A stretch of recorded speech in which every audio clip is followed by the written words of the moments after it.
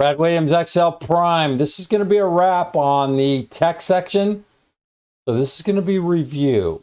We're going to go over pretty much just a quick summary. I want you to grab this miscellaneous stuff and convert it over. Here are some hints.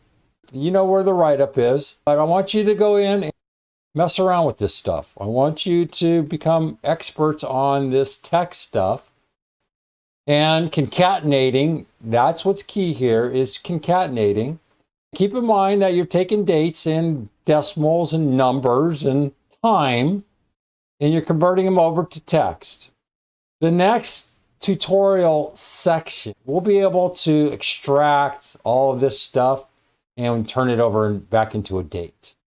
We can take this 3.456 this round and we can convert it back over into a number and then put it back into this format. In this tutorial, I just want you to practice up and go through here, convert this over into whatever format you want.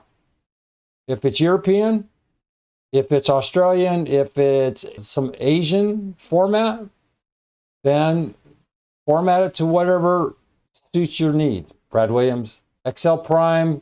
Hey, thanks for watching. Appreciate it.